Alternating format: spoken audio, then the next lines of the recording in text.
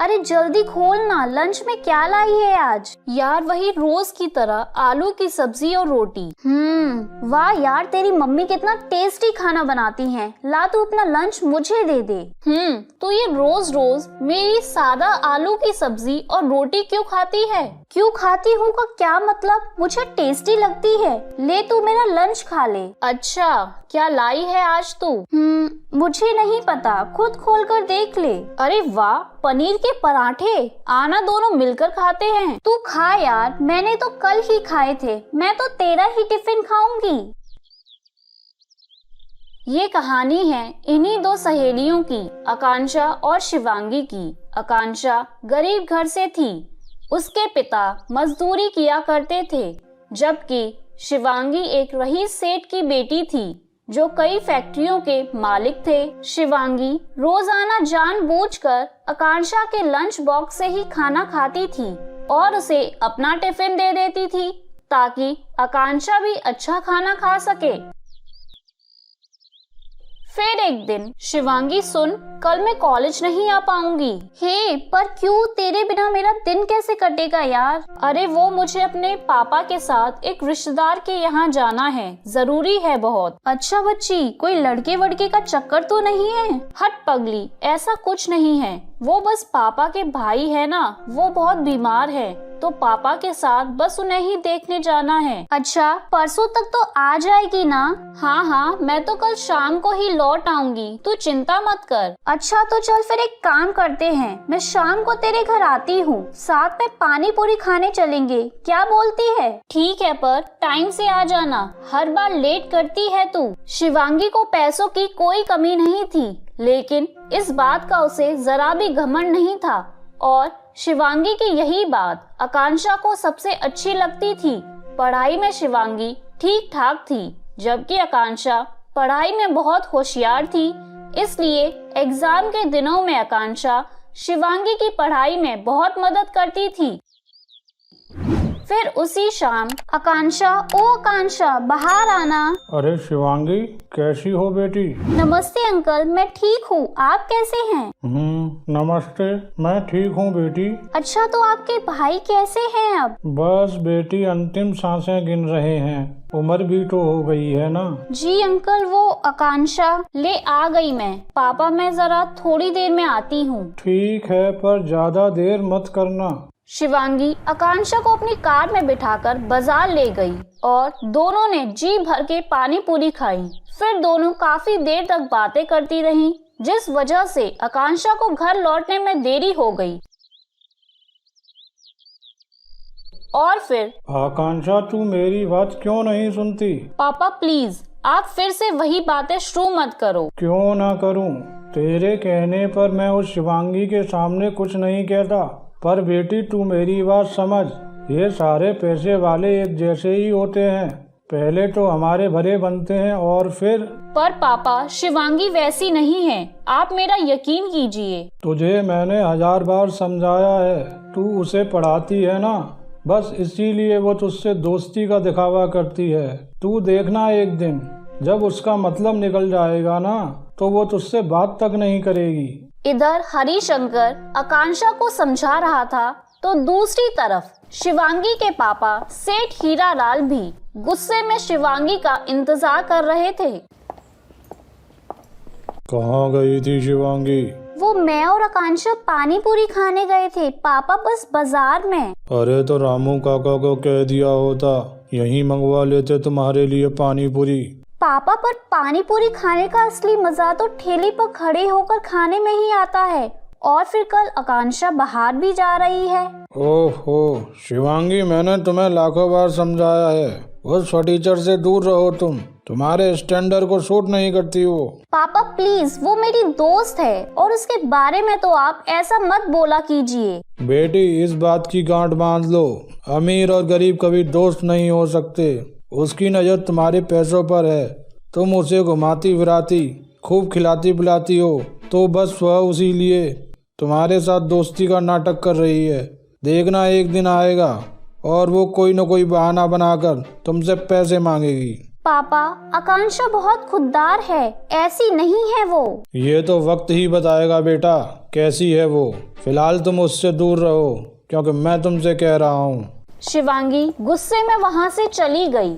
हीरालाल भी अपने कमरे की तरफ चले गए, लेकिन उन दोनों के अलावा भी वहां कोई था जो ये सब देख और सुन रहा था।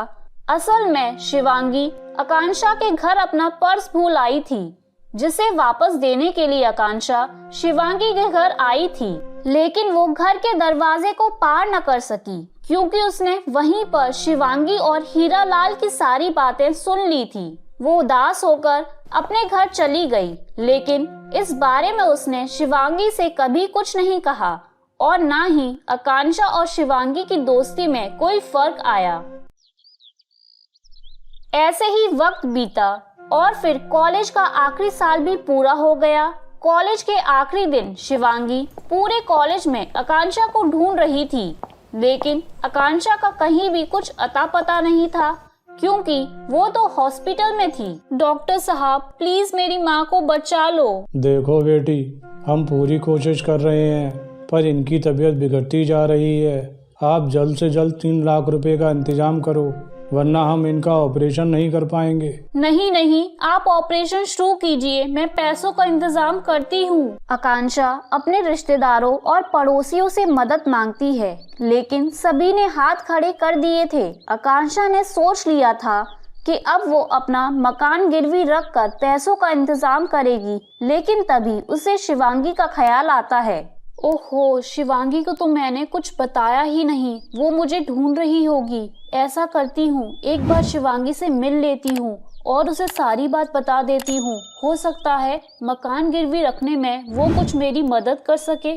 ये सोचकर आकांक्षा शिवांगी के घर पहुंची लेकिन वहाँ उसका सामना शिवांगी की जगह उसके पिता हीरालाल से हुआ। हाँ बताओ, क्या बात है? अंकल जी, वो मुझे शिवांगी से मिलना था।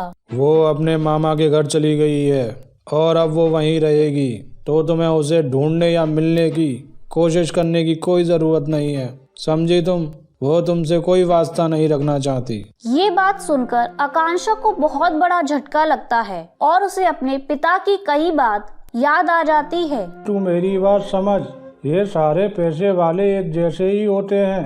पहले तो हमारे भले बनते हैं और फिर तुझे मैंने 1000 बार समझाया है, तू उसे पढ़ाती है ना, बस इसीलिए वो तुझसे दोस्ती का दिखावा करती है। तू देखना, एक दिन जब उसका मतलब निकल जाएगा ना, तो वो तुझसे बात तक नहीं करेगी। आकांक्षा को लगता है कि उसके पिता सही थे। शिवांगी ने कभी उसे अपना दोस्त माना ही नहीं था, इसीलिए तो वो उसे बिना कुछ कहे या मिले वहाँ से चली गई।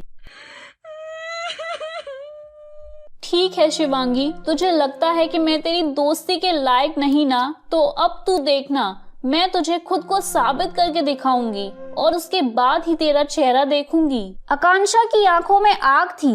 उसने ठान लिया था कि अब वो कुछ बनकर ही दिखाएगी। जब उसकी माँ ठीक होकर घर वापस आ गई, तो उसके बाद से ही उसने दिन रात एक कर दिया और पूरी लगन के साथ यूपीएससी की तैयारी में जुट गई। आकांक्षा ने पहले ही अटेम्प्ट में यूपीएससी क्लियर कर लिया और कुछ ही सालों के अंदर वो एक कलेक्टर बन गई। जय हिंद मैम। जय हिंद विशाल, कैसे हो? मैं ठीक हूँ मैम। बताइए, आप मुझसे मिलना चाहते थे? जी हाँ जी, वो कल दौरे पर आपने मेरे टिफिन से पराठे खाए थे। आपको वो पराठे बहुत अच्छे लगे थे ना, तो मैंने आज आपका डिनर फिक्स किया है अपने घर पर। मैं और मेरी पत्नी बहुत खुश होंगे अगर आप आएंगी तो। हाँ, क्यों नहीं, मुझे बहुत खुशी होगी। तो आज की शाम पनीर के पराठों के नाम। हाँ हाँ ठीक है मैम, शाम को मिलते हैं। लाल बत्ती लगी गाड़ी से आकांक्षा एसपी विशाल के घर पहुंची। विशाल ने उसे दरवाजे पर रिसीव किया और फिर विशाल ने आकांक्षा से कहा, ma'am, meet my dear wife Shivangi. पूरे 5 साल के बाद आकांक्षा और शिवांगी एक दूसरे के सामने खड़े थे। दोनों एक दूसरे को देखकर हैरान थे। तभी आकांक्षा ने विशाल से कहा, ओ सॉरी विशाल, मुझे जाना होगा, मुझे कुछ जरूरी काम याद आ गया, बहुत अर्जेंट है। विशाल कुछ कह पाता उससे पहले ही आकांक्षा तेज कदमों से चलते हुए अपनी गाड़ी में बैठ गई। वो बहुत गुस्से में थी और वहीं दूसरी तरफ शिवांगी वहीं दरवाजे पर खड़ी खड़ी रोने लगी। इस बात को कई दिन बीत गए। फिर एक दिन जब किसी जगह दंगे की स्थिति पैदा हो गई थी तो विशाल वहां सिचुएशन को हैंडल करने के लिए गया, लेकिन तभी एक दंगाई ने विशाल पर किसी हथियार से हमला कर दिया। विशाल को फौरन हॉस्पिटल में एडमिट कराया गया और इत्तेफाक ये था कि हॉस्पिटल उसी इलाके में था जहां कभी आकांक्षा और शिवांगी रहा करते थे। विशाल के घायल होने की खबर सुनते ही आकांक्षा और शिवांगी फौरन हॉस्पिटल पहुंचे, पर पहले शिवांगी हॉस्पिटल पहुंची। डॉक्टर साहब प्लीज मेरे पति को बचा लीजिए। देखिए वो एक मिनट बेटा, आपको मैंने पहले कहीं देखा है। आप तो वही हो ना जिसने उस दिन उस गरीब की मदद की थी? हाँ शिवांगी, यही है ना आपका नाम? हाँ जी डॉक्टर, पर आपने वो बात किसी को बताई तो नहीं ना? नहीं बेटी, पर तुम्हारी दोस्त आई थी बाद में, उसके हाथ में पैसे थे। सुना है अपनी माँ को बचाने के लिए उसने अपने घर को गिरवी रखा था, पर तुम्हारी मदद की वजह से उसका घर बिकने से बच गया। मैंने उसे नहीं बताया कि उसकी माँ के ऑपरेशन के लिए सारे पैसे तुमने दिए थे। नहीं डॉक्टर, वो मेरे पापा के पैसे थे। अपनी दोस्त की माँ की जान बचाने के लिए असल में मुझे अपनी दोस्ती गिरवी रखनी पड़ी। पहले मैंने अपनी प्यारी दोस्त खो दी, लेकिन अब मैं अपने पति को नहीं खो सकती। प्लीज डॉक्टर, मेरे पति को कुछ नहीं होना चाहिए, वरना मैं नहीं जी पाऊंगी। ये कहकर शिवांगी रोने लगी, लेकिन तभी उसके कंधे पर किसी ने अपना हाथ रखा।